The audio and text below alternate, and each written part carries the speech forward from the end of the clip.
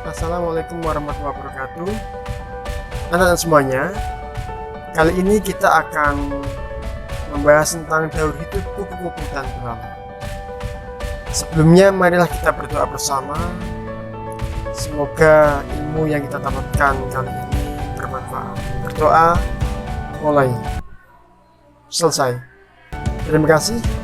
Anak-anak semuanya tentunya sudah siap untuk mengikuti materi kali ini. Marilah kita saksikan bersama video ulasan mengenai daur hidup kupu-kupu dan belalang, tentunya juga makhluk yang lain. Selamat menyaksikan.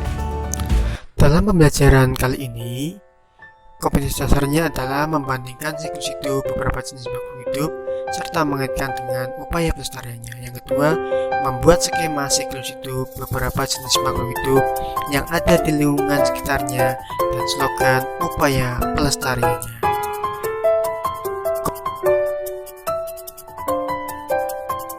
Untuk tujuan pembelajaran yaitu melalui kegiatan mengamati daur hidup kupu-kupu dan belalang, siswa mampu membuat kesimpulan tentang daur hidup makhluk hidup yang berbeda dengan tepat.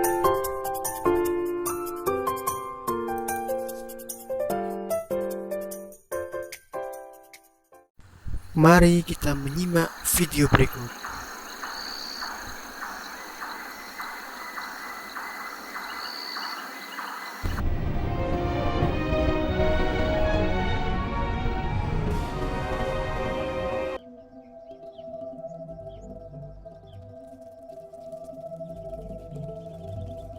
Telur dari kupu-kupu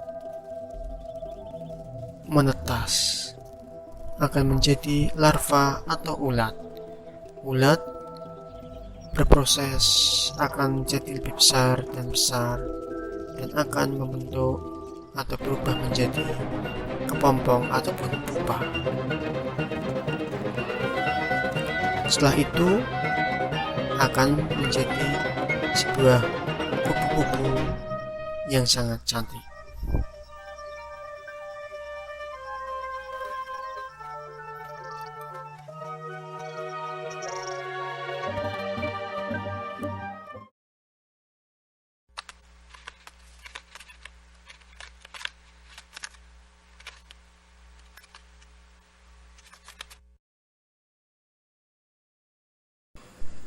Belalang bertelur dimasukkan ke dalam tanah.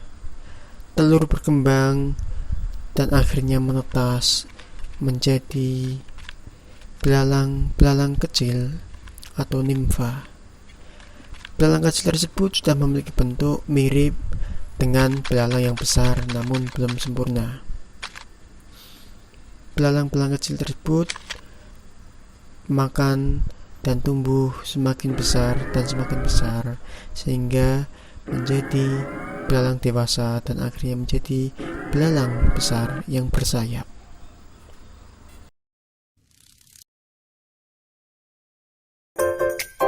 Setelah melihat video tersebut, apakah yang dapat kamu ketahui mengenai proses daur hidup kupu-kupu dan belalang?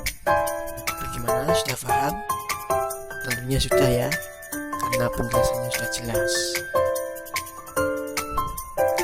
Namun, untuk lebih jelasnya, marilah kita perhatikan penjelasan singkat berikut ini mengenai daur hidup kupu-kupu dan juga belalang.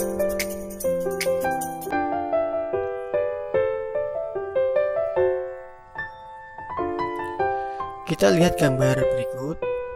Kupu-kupu bertelur, kemudian telur berkembang dan menetas menjadi larva ataupun ulat. Ulat berkembang lagi, berproses menjadi sebuah kepompong ataupun pupa. Kemudian pupa atau kepompong menjadi kupu-kupu dewasa, dan seterusnya. Sedangkan untuk daur hidup belalang, kita bisa melihat gambar berikut ini.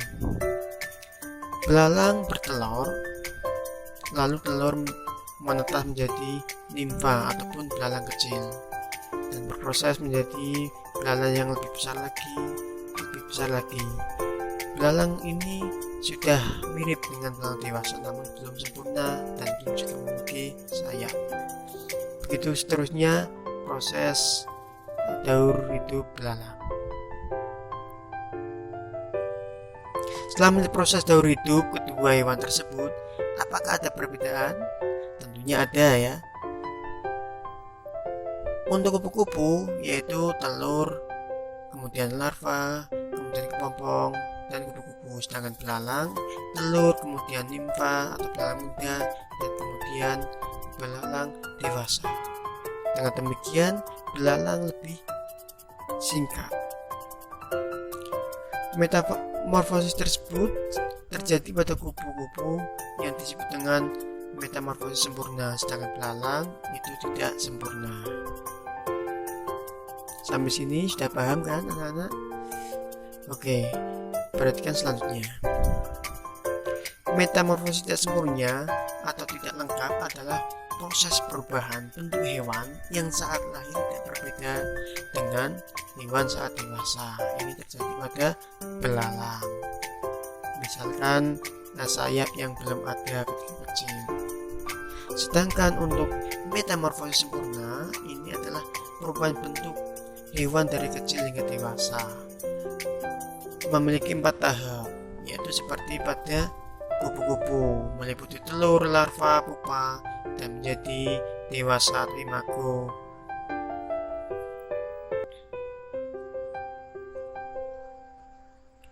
Sekarang, silakan amati hewan di sekitar lingkunganmu, misalkan semut, nyamuk, ayam, dan lain sebagainya. Buatlah gambar sederhana mengenai siklus daur hidup hewan tersebut. Berikan juga penjelasannya, jangan lupa. Kalian semua bisa berdiskusi dengan teman-teman kelompok ataupun teman dekat kamu untuk lebih jelasnya.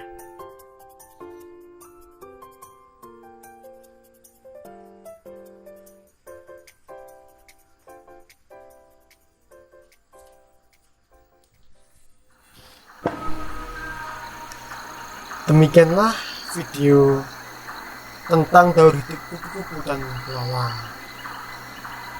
Tentunya adik semuanya sudah mengetahui bagaimana proses daur hidup kupu-kupu dan belalang, dan juga bisa membandingkan dengan makhluk hidup lainnya. Demikian yang bisa Pak Ahmad sampaikan. Sampai jumpa kembali di lain kesempatan. Akhir kalam, wassalamualaikum warahmatullahi wabarakatuh.